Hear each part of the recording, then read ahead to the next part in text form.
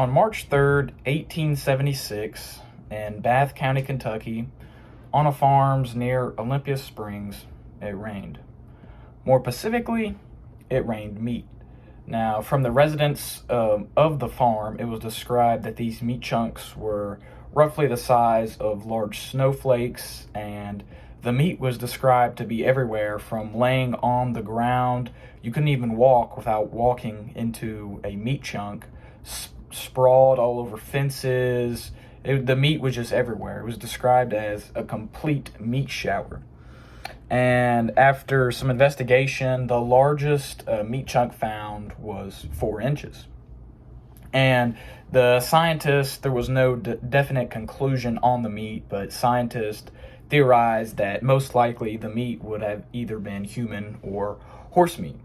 Now, while most people just sum this up to a natural phenomenon, if you stop to think about it for a minute, this really makes no sense, because the main theory that most people come up with is vulture vomit. And if you don't know, vultures vomit if, one, they're either too heavy to fly and they feel the need to vomit to make it easier for them to fly, or if they see a predator and use it as a defense mechanism. Now, take a minute to think about this. Vultures do live in groups up to hundreds, a couple hundreds, but they usually go to scavenge individually. When you ever see vultures, you don't see hundreds of vultures just scavenging. They always go into separate groups, or they'll scavenge individually, like I said. Now, keeping this in mind, described at the farm, on the scene, the meat was sprawled out everywhere. You couldn't walk without running into the meat. So if we take a group of vultures, right, you would have to have a substantial amount of vultures to vomit to make the vomit match the description of the farm. So let's say you have a group of, 20 vultures, which is extremely rare. I don't know if you've ever seen vultures, but you hardly ever see them in groups of 20 scavenging. So let's say you have 20 vultures, right, and they come across a large game such as a deer that had somehow been killed. And considering that this is 1876, it would have been even more rare, because you don't just have automobiles flying on the road going 110 miles an hour running into animals on the road and having roadkill. So let's say theoretically they come across a large game. Okay, so they evenly split the deer, right? Saying, even though that probably wouldn't happen, there'll probably be a couple that give more, alpha vultures or whatever. But they split it evenly, right? So they split this deer evenly, and then let's say they take off, go fly, and go back to scavenge, right? Well, if you have 20 vultures, most likely their stomach's not going to fill up from one deer. So then that begs you to differ. Well, was there less vultures? And there could have been less vultures. There could have been, let's say maybe 5 or 10 vultures. But then if you only have 5 or 10 vultures, and let's say their stomach does get full, they're not going to be able to produce enough vomit for description matching the farm. So that leads you to questioning the entire theory in general. It could have been vulture vomit, but it wouldn't have just been the vultures alone.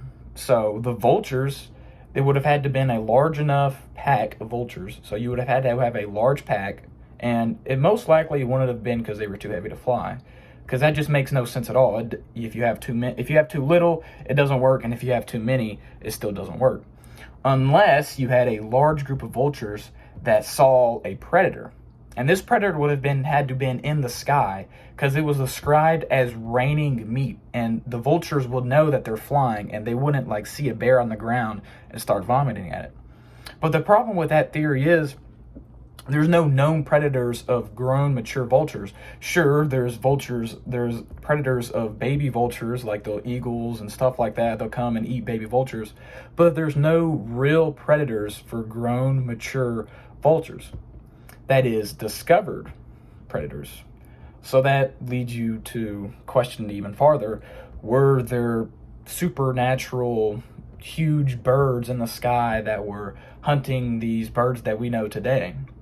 Well, it would definitely make sense that that a large group of vultures could activate their defense mechanism, vomiting on a larger prehistoric or even supernatural bird that we're not aware of, to flee it off. And that would make more sense. You could even then go into the idea of a supernatural bird causing this meat shower, because sure, Vulture Vomit, the pictures online, you'd be very surprised. It's very hard to find Vulture Vomit online.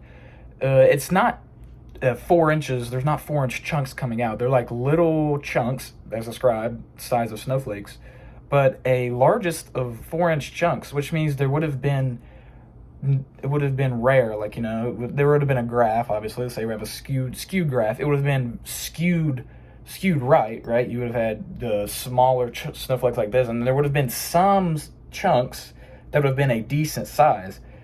So if we do consider a supernatural bird or a prehistoric bird, that is totally plausible, because if you think about it, all birds do share the same tendencies. So eagles do throw up, and not the same way vultures do, but they share the same tendencies.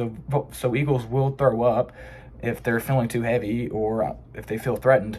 But if we take that into consideration, then a prehistoric bird would also share the same tendencies as the birds we know today. So could there have been a supernatural organism such as the thunderbird, which is basically just a large eagle with a wingspan of 20 feet?